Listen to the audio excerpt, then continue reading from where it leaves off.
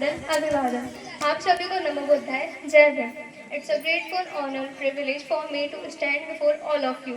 I stand here as a humble student of Dhamma, seeking the guidance of gurus and his blessings. My short preparation today will focus on what we have learned in this civil program. Actually, I feel कि we are too blessed कि हम लोग को ये civil join करने का chance मिला। हम लोग ने इतनी अच्छी अच्छी बातें सीखी है यहाँ पे। खाना भी बहुत अच्छा था, थैंक यू।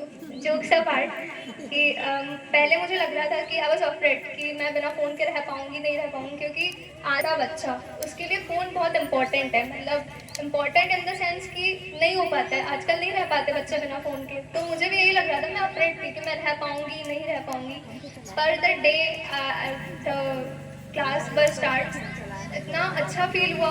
लाइक मेडिटेशन किया हम लोग ने and the routine we were followed. इतने अच्छे से हम लोग ने रूटीन फॉलो किया। हम लोग मेडिटेशन करते थे, हम लोग इतनी अच्छी अच्छी बातें सीखते थे गुरु जी से। तो ऐसा लगा ही नहीं कि फ़ोन की नीड भी है लाइफ में। ये सबसे अच्छी बात है। मतलब उतनी इंपॉर्टेंस नहीं समझ आती फ़ोन की जितनी पहले आती थी। ये एक बहुत पॉजिटिव चीज़ हम लोग के अंदर आई है। और I am going to tell you the overview. जो जो हम लोग ने 7 दिन में पढ़ा है, पूरा तो नहीं बता पाऊँगी, बट ओवरव्यू मैं आपको ज़रूर दूंगी हर एक चीज़ का। सबसे पहले हम लोग ने पढ़ा था कमांडो के बारे में कि कमांडो कैसे स्ट्रगल करते हैं, वो कैसे एग्जिस्ट करते हैं, वो अपनी प्रॉब्लम को कैसे फेस करते हैं। इन सब चीज़ों के बारे में हम लोग ने कमांडो के लिए पढ़ा था। फिर उसके बाद में हमने पढ़ा था बुद्ध का धम्म।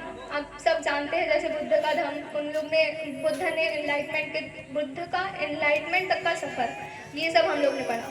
फिर उसके बाद में हम लोग ने देखा था कि मन और शरीर का एक बहुत गहरा संबंध होता है। ये एक ही सिक्के के दो पहलू होते हैं। फिर बहुत सारी चीज़ें हम लोग ने और पढ़ी थी, जैसे दुखों को दूर कैसे करें, ओशो का पर्सपेक्टिव। ओशो को तो आप सब जानते होंगे, उनका पर्सपेक्टिव हमने पढ़ा। बुद्ध का ये कहना था कि बुद्ध ये नहीं मानते थे कि तुमको ये मानना पड़ेगा। बुद्ध ये कहते थे कि तुम आओ, देखो, मानने की ज़रूरत नहीं है। हम लोग ने ये भी पढ़ा। और सबसे मेन बात पे आते हैं, विपस्सना किसे कहते हैं। आप सब जानते हैं विपस्सना किसे कहते हैं? एनिमल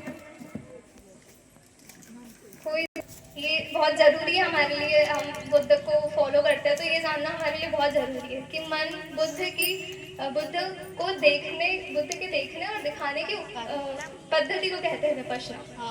उसके बाद में हम लोग ने सीखा कि सच्चे दिल से सेवा कैसे करते हैं। ये बहुत इंपॉर्टेंट पॉइंट होता है आज के जनरेशन में कि लोग यही है कि दे देते हैं बस कि हाँ आ रहा है तो दे देते हैं, पर सच्चे दिल से कोई सेवा नहीं करता, सच्चे दिल से कोई दान नहीं करता। हम लोग ने सीखा था कि like take your financial life very seriously, make a lot of money, world is very cruel with poor. इसका मतलब ये है कि अपनी फाइनेंशियल लाइफ को बहुत सीरियसली लो, क्योंकि दुनिया अच्छी नहीं है गरीबों के साथ। हमको अपने आप को फाइनेंशियल स्ट्रॉन्ग बनाना बहुत इंपॉर्टेंट है। उसके बाद में हमने पढ़ा था माफ़ी के बारे में, क्षमा। हमको सबको क्षमा करना चाहिए और सबसे क्षमा लेनी चाहिए। If it's our fault, if you are doing this, you are free from everything.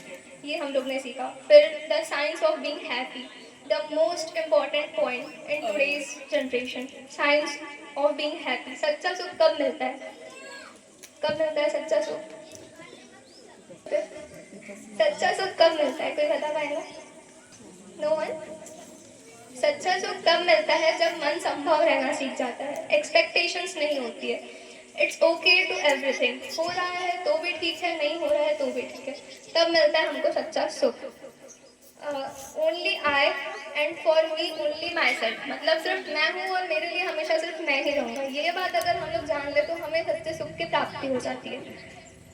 अब मैं आपको विरक्ति के बारे में बताऊंगी। विरक्ति का मतलब होता है अटैचमेंट। अटैचमेंट तो सब जानते होंगे, किसी भी चीज़ से हमें अटैचमेंट होती है। विरक्ति का मतलब अटैचमेंट ही होता है। विरक्ति की शक्ति, त्याग से उत्पन्न स्वतंत्रता।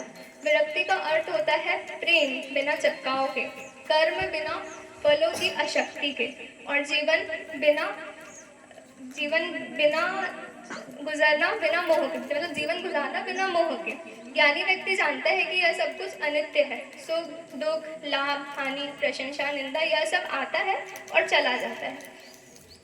जब हम अशक्ति छोड़ते हैं तो भीतर से विशाल आकाश बनता है। जब हम अशक्ति को छोड़ते हैं तो हमारे भीतर एक विशाल आकाश बनता है, जहाँ शांति, करुणा, स्पष्टता, यह सब निवास करते हैं। क्योंकि त्याग में सबसे बड़ी प्राप्ति छिपी है, जैसे शांति और मुक्ति। इस पवित्र विरुक्ति का विकास करना है। मैं गहराई से प्रेम करता हूँ लेकिन आसक्ति से मुक्त रहता हूँ।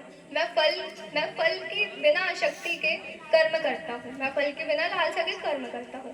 परिवर्तन को शांति से स्वीकार करता हूँ और त्याग के माध्यम से अपने भीतर की शांति का अनुभव करता हूँ। Thank you so much. It's all from my side.